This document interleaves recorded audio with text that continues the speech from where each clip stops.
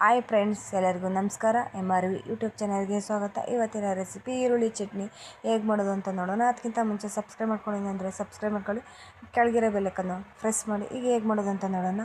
ಒಂದು ಮೀಡಿಯಮ್ ಸೈಜ್ದು ಈರುಳ್ಳಿ, ಸಾಂಬಾರು ಈರುಳ್ಳಿ ಒಂದು ಗೋಲಿ ಗಾತ್ರದ್ದು ಹುಣಸೆಹಣ್ಣು, ಬೇಡಿಗೆ ಮೆಣಸಿನ್ಕಾಯಿ, ಇಲ್ಲಿ ಮಾಮೂಲಿ ಮೆಣಸಿನ್ಕಾಯಿ ಖಾರಕ್ಕೆ ಅನುಗುಣವಾಗಿ ತೊಗೊಳ್ಳಿ.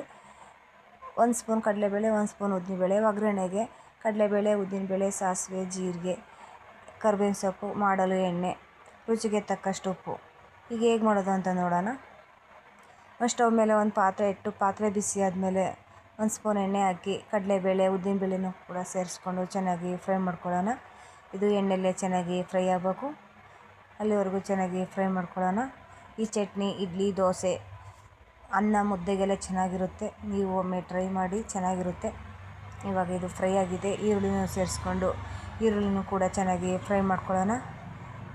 ಈಗ ಸಾಂಬಾರು ಈರುಳ್ಳಿನೂ ಕೂಡ ಸೇರಿಸ್ಕೊಂಡು ಅದನ್ನೂ ಕೂಡ ಫ್ರೈ ಮಾಡಿಕೊಂಡು ಇದು ಚೆನ್ನಾಗಿ ಫ್ರೈ ಆಗಬೇಕು. ಚೆನ್ನಾಗಿ ಫ್ರೈ ಮಾಡ್ಕೊಳ್ಳೋಣ. ಈಗ ಮೆಣಸಿನ್ಕಾಯಿನೂ ಸೇರಿಸ್ಕೊತಾ ಇದ್ದೀನಿ. ಮೆಣಸಿನ್ಕಾಯಿನೂ ಸೇರಿಸಿ ಚೆನ್ನಾಗಿ ಫ್ರೈ ಮಾಡ್ಕೋಬೇಕು. ತುಂಬ ಚೆನ್ನಾಗಿರುತ್ತೆ ಚಟ್ನಿ. ಈಗ ಒಂದು ಸ್ವಲ್ಪ ಉಪ್ಪು ಹಾಕೋತಾ ಇದ್ದೀನಿ. ಈರುಳ್ಳಿ ಸಾಫ್ಟಾಗಿ ಬೇಯಲಿ ಅಂತ ಒಂದು ಸ್ವಲ್ಪ ಉಪ್ಪು ಹಾಕ್ಕೊಂಡು ಚೆನ್ನಾಗಿ ಫ್ರೈ ಮಾಡ್ಕೊಳ್ಳೋಣ. ಇದು ಚೆನ್ನಾಗಿ ಫ್ರೈ ಮಾಡ್ಕೋಬೇಕು. ಇದು ತುಂಬ ರುಚಿಕರವಾಗಿರುತ್ತೆ. ಈಗ ಎಲ್ಲರ ಕೆಲಸಕ್ಕೆ ಹೋದಾಗ ಬಂದು ಸಾಂಬಾರೇನು ಇಲ್ಲ ಅಂದಾಗ ಈ ಥರ ಚಟ್ನಿ ಮಾಡಿ ಅನ್ನಕ್ಕೆ 1 ಸ್ಪೂನ್ ತುಪ್ಪ ಹಾಕ್ಕೊಂಡು ತಿಂದರೆ ತುಂಬ ಚೆನ್ನಾಗಿರುತ್ತೆ.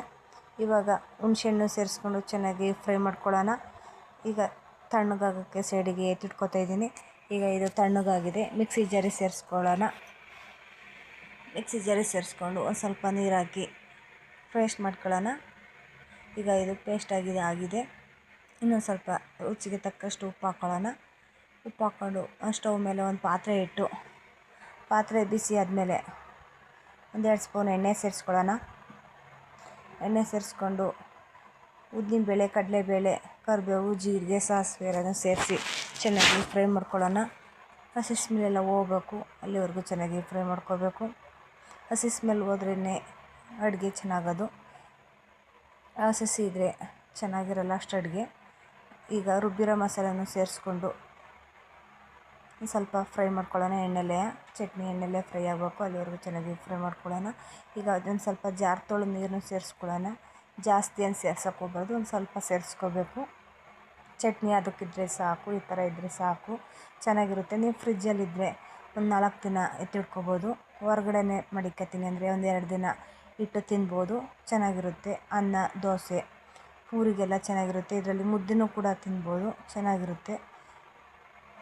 ಈರುಳ್ಳಿ ಚಟ್ನಿ ರೆಡಿಯಾಗಿದೆ, ಸೂಪರಾಗಿರುತ್ತೆ. ಈ ವಿಡಿಯೋ ಇಷ್ಟ ಆಗಿದೆ ಅಂದ್ಕೊಂಡಿದ್ದೀನಿ. ಇಷ್ಟ ಆದರೆ ಲೈಕ್ ಮಾಡಿ, ಸಬ್ಸ್ಕ್ರೈಬ್ ಮಾಡಿ, ಶೇರ್ ಮಾಡಿ, ಸಪೋರ್ಟ್ ಮಾಡಿ. ಮತ್ತೊಂದು ವಿಡಿಯೋ ಜೊತೆ ಸಿಗೋಣ. ಬಾಯ್, ಟೇಕ್ ಕೇರ್.